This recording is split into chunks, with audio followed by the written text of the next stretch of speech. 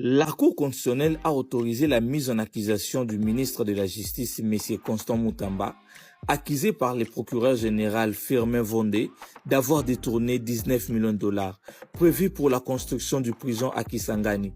Au même moment, le procureur général sera convoqué à l'Assemblée nationale avec son collègue Dieudonné Kamoleta, président de la Cour constitutionnelle, pour expliquer autour d'un sujet de détournement de 25 millions de dollars. Ces 25 millions de dollars ont été donnés par le gouvernement pour les salaires de 2500 jeunes magistrats. Mais, une année après, aucun salaire a été versé. Pire, les fonds ont été consommés. Le ministre du Budget dit que cet argent a été utilisé pour les salaires des magistrats déjà en place. Mais aucune fiche de paie comme preuve. Certains magistrats dénoncent d'un gros mensonge, une sorcellerie qu'ils n'ont rien réussi. Selon eux, les fonds ont été utilisés pour donner des primes, de véhicules et de voyages de luxe de plus de 2 millions de dollars au chef. Donc, pendant que le procureur général enquête sur M. Constant Moutamba, le Parlement enquête pour le procureur général. Congo na lidufi ya avion, na fenêtre avion. Tala lelo, Kabila komi kotinda ba oba change na ebisa kibino. Il faut se poser des questions. Dis-le neza entre Kabila na ba ancien président africain. Parce que Kabila ba président au bas en place, azo côtoyer bangote, azana kati a côtoyer ba ancien président y Afrique. Au bas change, ancien président Nigeria. Thabo Mbeki, ancien président sud-africain. Jacob Zuma, ancien président sud-africain. Aujourd'hui, Baza Ebele, bato nyonso bazala katango ya salaka président. Nde bato Kabila azana kati a kokotoyer. Lobi tomoni présence ya oyo tozobenga oba change na kati ya République démocratique du Congo. Ayaki kolukani. Chef de l'État yambiye lobi. Oba change ya kobondela Félix. Achela Kabila nase. Félix a tout n'est clair, ndeko.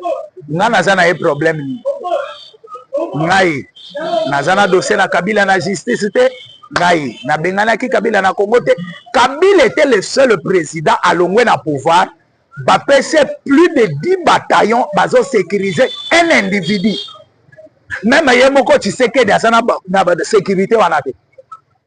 Plus de 10 bataillons pour la sécurité à individu moko. Mais Kabila avait trouvé comme si ezalaki occasion ba pesier ya kosakana na Congo. Et le Congo que vous voyez ici, ce qui bozo yebate, Kabila na kokoma na ye na pouvoir, na yebisaki bino lobi. Ce qui bomoni mboka na biso ezalaki envahi par bato ebele par les étrangers. Ba étrangers ba comprena ki bien que on a un idiot à la tête de la République. Laissez-moi dire ça. Excusez-moi les termes, mais je vous dis bien que on avait un idiot à la tête de la République. Pourquoi j'ai dit cela? Kabila Bimi président, Moussa Koufi, Bazui Kabila Baché président. C'est pour la toute première fois dans le monde un président qui vient faire le discours au jour à l'investiture. 14 secondes. Pas même une minute, mais 14 secondes. Zongatala Kabila. Moi, Jean-Chef Kabila. Moi, Jean-Chef Kabila. Moi, Kabila. Na 2001, Kabila Betel Bisoye Kabila. Toye na 2006, a sali discours et a investiture pendant 14 minutes. Donc, Azo Bakisa, alongwe na 15 secondes, 14 secondes, aye na 14 minutes. Moi, Joseph Kabila. Donc, elongwe moi Kabila. Na 2006, c'est comme Joseph Kabila. Toye na 2011, moi, Joseph Kabila Kabange, un président de la République qui change de nom tout le temps. Ba Congolais Kidiba. Ba Congolais Kidiba, parce qu'on comprend que mon tour en 2006, Azalaki Kabila. Toye na 2001, Kabila. Toye na 2006, Joseph Kabila. Toye na 2011, Joseph Kabila Kabange. Et au juste, c'est ce qu'on comprend dans les Akomboni. Ba Congolais. Et le monde avait déjà compris que non. Il y a un bobard maintenant en République démocratique du Congo. On peut aller envahir maintenant la République.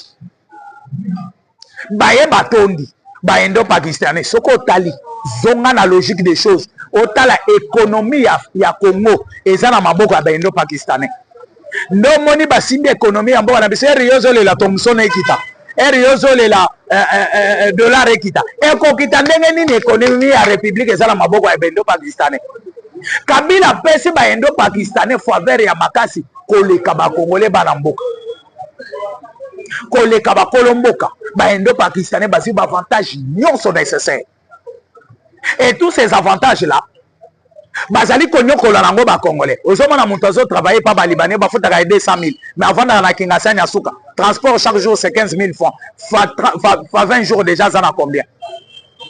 Donc fa 10 jours ça déjà na 150 000 fa 20 jours ça déjà na 300 000 mais salaire na ezalaka 200 000. La fin du mois tellement que azomona babimisi mbongo wana du coup 200 000 ba préciser azomona comme si a gagné plus mais azo calculer ba dépense à salia moi mobimba te. Oh ba futa nga na salaka o salaka na salaka pa ba indien na salaka pa ba libanais yo kenda ki pona koteka na magasin na komi omemisa osaka eza musala na hôtel no moni eloko eza na kati ya kobangisa bakabila. Si les américains arrivent bayebi lolenge les anglo-saxons ndenge batravaillaka. Les anglo-saxons batravaillaka boye nayebi na explica bino makambo. Les anglo-saxons bazalaka soki numéro 1 ya société na bino atushaka $10 000 comme salaire. Sachez bien que mutu asuka oyo afongolaka porte akozwa 10% ya numéro 1 akobanda kozwa $1,000. Soki numéro 1 azozwa $100,000 huissier mutu afongolaka porte mutu asuka na société eza mutu afongolaka porte abanda ozwa $10,000. Les anglo-saxons travaillent ainsi. Et si comme on dit que ceux qui anglo-saxons bakomi na niveau na la République démocratique du Congo et ça sera difficile pour biso bandi melabiso na la kisabino. Tous les professeurs au bobandaki komona sima ya Kabila. Bango bazala capacité à diriger mboko te. Ba grand homme ba intellectuel ya mboka na biso. O bomona ki sima ya Kabila. Bango bazala mayela ko diriger mboko te. Pourquoi bazali ko préférer kaka Kabila zong? Omoni Emmanuel Shadari. Est-ce que Boyebi Shadari wana, si on compte les hommes intelligents en Mboko, ceux qui vont compter peut-être 100 personnes dans le Congo, il y a Maëlle Makasi, Shadari a ça parmi. Mais tala zo Maëlle a commis sango buzoba. Boyoka kababenga ka l'homme ya coup circuit, l'homme ya coup circuit boyoka kababenga ka yana bobula kezalani. Shadari de première primaire jusqu'à l'université, a yebi 70%. Pourcentage à mouge pas Shadari ezaki 80. Mais à Silisi classe, Azalaki fédéral et Aïe des personnes que vous voyez ici. Nakin. Mais Shadari a continué à PPRD. Et ça n'a pas parti politique, monsieur Soubakota Kate, mais ma même Maëla Moutoué. Shadari a commis Moutou Mouzoba. Mais tous ces hommes intelligents là derrière Kabila. Bango Bazana Maëla ko dirigeant beaucoup yote. Il faut qu'à Kabila. Pourquoi ils ont préféré Kabila? Bah, il dit bien qu'avec Kabila, tu bandaki ko sala ba muzo ba nyonso tozo sala, mais tozaki couvert par une intelligence ya Kabila. Ne bandaki ko couvrir biso. Je vais vous donner un exemple. Kabila zalaki azo combattre ba M23, vrai ou faux? C'était vrai. Mais aujourd'hui Kabila c'est un membre de M23. Vous comprenez buzo ba Kabila? Les Kabila sont membres de M23. Cela veut dire que même un abandaki ko combattre bango, azalaki membre na bango, azalaki muntu na bango, babandaki ko travailler na bango. Abandaki ko travailler na bango. Mais de l'autre côté, azoko sabiso comme si azana bango te, azali ko bundisa bango. Vous comprendre sikoyo, hein? Vous comprendre sikoyo ndenge makambo ngo ezana kati ya kokende. La nanga bien. Parce que Michel et l'autre ko la terre. Profitez au Tala, profitez au Landa. Et Joseph Kabila comme président de la République. L'autre moni Donald Trump a bimi, azo beta tolo. Alors il faut que le monde va féliciter Nenga Silisi Bitumba ya Congo Rwanda. Bandeko, il y a des gens qui négligent Makambo ou bandaki koleka entre Rwanda na Congo. Voilà les États-Unis d'Amérique bakoki kobima, balobi. Il faut que le monde bakumisa Donald Trump le lenga silisi bitumba. Mais bitumba woto bandaki komona tinate. Bo s'abonner vraiment ebele, bo like, hein? La moni kuna petit na ngampunga, azoleka na balabala petit na ngai, hein? Petit mpunga azoleka na balabala, na bato azoleka na bango, hein? Petit na ngampunga boyebi ebino nyonso petit na nga, hein? Petit na ngai azoleka. Mais le lena tozo solo la nabino na ebisi bino bien que Donald Trump na kokota na ye na pouvoir. kokota na ye na pouvoir asali eloko moko oyo tozobenga kosilisa bitumba ou bien kosilisa guerre ya est. Mais eza mandat liboso te ya Donald Trump oyo eza deuxième mandat. Pourquoi na première mandat asilisaki bitumba na te? Cela veut dire que le président oyo abandaki koyebisa biso azo combattre ba wazalendo, abandaki ko combattre bango te, azaki même moral na bango. Mais Congolais a comprendre que même Jésus bandima était na Israël. C'est que Félix Antoine Tshisekedi Tshilombo vient de faire. Ndeko, eza eloko même monde entier. Président oba change oyo bomoni aya wa le Nigeria ici. Ayebisa biso alobea ba contrat oyo vraiment Chibanda uti ko signer na ba Rwandais. Bitumba oyo ya est de la République et ko sila kate. Ata Congo asali ndenge nini bitumba ko sila. Mais aujourd'hui Félix a terminé la guerre. Et Donald Trump a sali ko tout atolo. Yango no moni ba Congolais tout na yebisi bino kala mingi te to lancer opération $1. Parce que baoyo ba biso na Kinshasa erto bandaki kolia tozomela bandeko ya est ezana ba mususu alali na ndako 2 jours une semaine alali na zamba alali na ndako une semaine 2 mois za na zamba mais lelo bandeko na bakozwa pe kimia ya kolala na bandako grâce ya nzambo ya likolo na mayelo ya pesi na Félix. Parce que si Félix n'avait pas ces volontés là, il y a côté les makoyebisa mindele que non. Voilà c'est Kagame qui tue à l'est. Bomoni caméra de pas ana. Azo attaquer azolo bazolo. Yo soyoka caméra cité combat Kagame na monoko na ye. Osoyoka caméra ko condamner agression rwandaise. Osoyoka Kagame caméra cité ba M23. Mais pourquoi ba citaka bango te? Et les chefs de l'État savaient que batu nyonso baza ennemi ya République. Omoni era bandaki ko pesa bango ba poste azote caméra tala directeur à cabinet. Ministre de l'économie, président de l'Assemblée nationale, biso ba Congolais tozole pona nini azopesa bango ba poste Félix bakangera bakizi toni. Félix savait eloko abandaki ko sala. Ayebaki bien que soki na fongoli front na bato yo bazana kati. En même temps na so bunda libanda na ko réussir te. Tikana tikela bango ba poste ba yiba, basala bozoba, mengana sini sanano libanda. Ndenge ya libanda esili, bozela tiko ya zongeli bango na kati. Caméra ko sauter, akotika la chômeur toute sa vie et en même temps caméra sera aux arrêts. Ça je vous dis. Bon à 100 jours lelo. Lelo ndenge tozo solo la na binobo. Ba maison préfabriquée au Tosomba na Dar es Salaam, ba chango lelo vente aux enchères.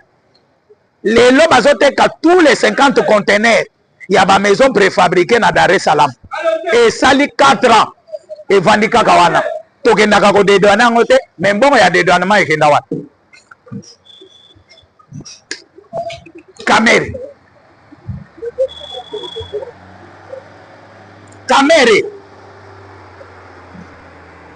Caméra nazo yebisabe. E bavanda ki bango nyonso omoni bazana kati akokase bango bazo bouleke bazo kase biso te. Mes chers amis, bazo kase biso te. La République démocratique du Congo ezaki ngonga ya Congo ebima na kati ya buzoba ya monde esili. Parce que lelo soko zoyeba te na yebisa yo malgré tout ce que Félix peut faire. Et là Félix a sali ya makasi oyobe. Tozalaki awa même Etienne Tshisekedi de son vivant. Comité international. Mais comité international est composé na banane. Ils ont composé na Conseil des droits de l'homme. Ils ont composé na Conseil de sécurité de l'ONU. Ils ont composé na Assemblée générale des Nations Unies. Le soko qui est l'Assemblée nationale des Nations Unies, RD Sakoti, Aza Atozi, deuxième vice-président de l'Assemblée nationale des Nations Unies. Félix a sali fort. Tokoti kuna Tozi pe poste. Toyena membre permanent ya membre non permanent ya ONU. Bazalaki 14. Félix abundi tokoti kuna tokomi 15e. Donc la minute oyo toza 15e membre non permanent ya ONU. Toyena conseil de sécurité tokoti. Et tous ces places en tokoti tokomi sikoyo parmi les comités internationaux. Décision mon côté ekoki kozwa na monde soki République démocratique du Congo azawana te. Et vous trouvez ça facile? Vous trouvez ça li panagouba? Eriozo c'est la foufou. Eriozo c'est la Thomson Ekita. Eriozo c'est la dollar. Mais ce qui est nécessaire d'abord à faire, c'est ça. Nécessité, Zaka nani kolia foufou te. nécessité ezaka dollar équitateur. Et maintenant, après avoir rentré là-bas, la République démocratique du Congo va commencer à s'imposer. Bongo ekokita, dollar ekokita. Je vais vous donner un exemple. Il y a Thomson Chacha. Gouvernement babini balobi Thomson ekoya. Kabila keina baendo pakistanais ba bloqué. Kuna na Namibie place Thomson elingaki comme la biso. Thomson eyaka eyate. Mais comme nous sommes les membres, nous sommes influents dans le monde. Ce qui te dit que Thomson na Namibie, est-ce que Indien a kokende hotel mais la Thomson est comme awate? Zonga mutu. Congolais to bakama mususu en avance. Yandre Kimbuta abimi, Kimbuta. Abimi ayebisi biso ke non? Mboko yeko bongate. Awa na vanga na université. Oyo libulo babandaki kobenga libulu manzengeli. Mais libulo ezalaka na manzengeli te ezalaka na veni vanga ponga na mwana makala. Libulo ezalaki entre Mwanza na vanga na katikati wana. Bapesa ngo komba libulu manzengeli pourquoi? Parce que libulu ane bandela na manzengeli. Mususu yo sala na kwa akanyoka. Mususu yo sala na vanga. De wana nde tokomo nde ya munene obomona même na 2007 2008 danke kangama na kati tracteur kangama libulu manzengele zaka wana André Kimbuta telema yebisibina mboko eko bongate mais ba congolais bazo comprendre te pourquoi André Kimbuta lo bakiamo André Kimbuta banda lo baba mususu comme comédie mais azako pesa bino message pour ba congolais bo comprendre pour ba congolais bo se révolter comment une autorité à son niveau là un gouverneur de la ville peut dire que mboko eko bongate eza lokola papa azala mwana na ndako azoloba mwana akozala kizengi sachez bien que mwana na akozala kaka kizengi mwana oyo nazomona yo mwana okozala ndumba mwana mpe akokoma ndumba po yo nde tata na ye mwana oyo namoni okozala moyibi mwana na mpe aux jours à venir akozala mpe moyibi mais André Kimbuta alobaki eloko wana bakongolais batira attention te Bakongolais bamona comme si André Kimbuta azo sala maboke mais André Kimbuta na ba comédie abandaki ko salana abandaki ko bimisa ba vérité azoloba makambo ya solo makambo azolinga kolamwisa conscience ba congolais mais ba congolais to salaki kibiba ba congolais to salaki kibiba. Je vais vous donner un exemple. Tokei ko signer accord militaire na Uganda. To signer accord militaire, to signer ba papier, ba relation conjointe avec l'Ouganda. Uganda zui ba commando na ye o tozo benga EPDF, force spéciale ya Uganda, atindi na Congo. Ba bandi ko travailler na FARDC. Mais to yeko sentir que Uganda za na kati ya mafia edele. Et maintenant comme l'accord a été déjà signé, moyen to casser accord ezalaki. Il faut chercher comment faire quitter l'Ouganda na mabele na biso. Les fils de Museveni, ma déclaration à Zosala, c'est connu par tout le monde. À Zosala, quand ma déclaration, il y a ma contre la République. Tu es comme un fils de Museveni à Yawana Congo. En solo, le chef d'état-major, à côté de chef de l'État. En sachant bien que le lenga Kozonga, Kokuta na chef de l'État, à Kolinga Sala Bouzoba Moroboye, comme si les chefs de l'État m'ont favorisé. Tu sentir déjà que non. Comme le Rwanda va retirer les M23, Donald Trump a dit qu'après les 27, après les 2, ce qui Rwanda a été à Kolongo la basoda na yena Congo te a Uluwala. A Uluwala. Oye koyela Rwanda koye bangote. Wana États-Unis Congo te. États-Unis a lobby déjà na Rwanda oye koyela oye koye bate. A Uluwala. Mais landa sikoyo na betelo lisolo. Sikoyo biso tozana kati ya koluka M23 balongwa. Comme le lenge biso ba congolais de kotokotisaki IPDF. Il faut chercher comment dégager encore l'IPDF. Et l'IPDF, comme nous avons l'accord militaire avec l'Ouganda, on ne peut pas dégager l'IPDF na loyenge. IPDF, tout le monde dit déjà que si le Rwanda va partir, on reste avec l'IPDF, les forces spéciales, parce que il y a Rwanda, il y a la RDF, il y a Ouganda, c'est IPDF. Le lenge RDF bakobima. Totikalina IPDF, on aura donc Rwanda bis, la carte de la République démocratique du Congo. Il faut faire partir les deux. Moi, na Museveni abimi, à Keimba la moko, à Betty Bomb. Il faut que Johnny Luboya Kacham. Johnny Luboya Kacham, aza gouverneur militaire ya Ituri. Mais aza congolais. Yoza chef d'état-major ya Uganda. Siko okokanga Johnny Luboya Kacham na majini. Na Kindokini. Wana première gaffe. Azongi si deuxième gaffe. il faut que boma tous les wazalendo bazana est parce que bangonde bazana kacha ko bundisa EPDF mbala moko ba pesi Félix occasion et loko Félix akokaki abandaki koluka esali nini esimbi le lenge simbi. Il faut chercher maintenant comment se dégager avec tous ces gens là pour se dégager na bango ekozala ndenge ni ekozala kaka que herbiso tozo kata sikoyo accord wana tokoloba non voilà parce que olandi message ya ba wazalendo ba pesi message balobi soki PDF moko abeti lisasi kaka na nzoto ya wazalendo lisasi pe ezi wazalendo akufi. Sachez bien que oyo tokosala na IPDF gouvernement de bako subir conséquences non sort nango gouvernement de bako subir. Donc déjà wazalendo bazali kopesa message na gouvernement bobimisa IPDF na mboka na biso.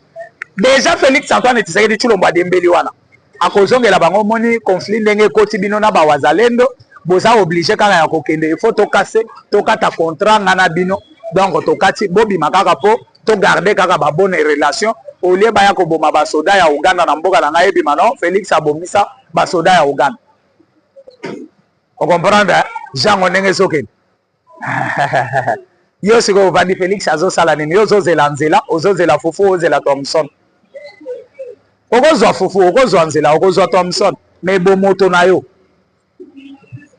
bawo bazokufa na esta na ba continuer kokufa kaka yo na kishaso bandolia fufu yo na kishaso zala na via bien mais ata bawo bazokufa à l'esta na bakufa na bango etali yote. C'est ça non bakufa na bango etali ngate. Et c'est ça que vous êtes en train de demander au monde. Mes chers amis, je pense très bien que na kende déjà malembe na suka émission nanga. Et c'est même jeu là, Ndomoni Félix a joué na Sassou. Akeye na Sassou ngesu ba signé accord. Ya ko chapon. Oh non, il faut to chapon e banana Kinshasa ti Braza. Biloko nyonso na nazo yebisa bino ke ba collaborateur ya Rwanda. Oyo basana présidence de la République pembeni ya chef de l'État ndeba yela ka ba proposition. Comme le chef de l'État azalaki na objectif na ye ya kosilisa d'abord bitumba ya est pona kosilisa bitumba wana il faut koluka d'abord ko flatter ba oyo basa ya Rwanda na mboka na biso après koluka koma ko bunda libanda po bango bakalaka yo libanda te osilisa bitumba ya libanda po ya kozongela bango baye ba proposer to chaboy wana proposition ya Sassou aya yebisi bango bosala boyo andi mato chapo Félix ayandi mito signer ba papier a signer oto banako pona mais Félix alingi ko signer kaka biloko nyos ayebaki abisoki nazo telemela bato bayelinga ba proposition nazo boya bakomona ke muntu wa mayele azana eloko alinga sala tikana misala kizeki mais libanda nazo silisa déjà bitumba bozela bitumba esili libanda bozela siko azongeli bango na kati caméra d'abord muntu aliboso ko sauter na Assemblée nationale sauter bache kuna une fois caméra azo sauter mukamate projet à 100 jours ezongeli yazo mimona mayele amayele te ya bozela bokomona landa émission ya bombango na ba archive na yo inane libosa inane kutebele okoyoka moto parce que oyoki na kati Assemblée nationale na Sénat américain balobi ba voter lo balobi ndenge tozo chambongo na biso na Congo mutu nyonso a détourna mbongo à l'état simba ta 100 francs à l'état mukamata siko kamere bakotika yo kamere bakotika yo na pesi mbote na petit na ngampunga petit na ngampunga na moni vraiment na kati ya kotambola lelo vraiment bengisinga na matonge tokozala na ye na matonge. Je pense très bien que naza na suka ya émission na ngai naza na suka ya émission pona lelo nazali ko suka wa mon numéro est plus 243 82 75 76 085 plus 243 82 75 76 085 pona lelo nazali ko suka wa. Ciao, bye.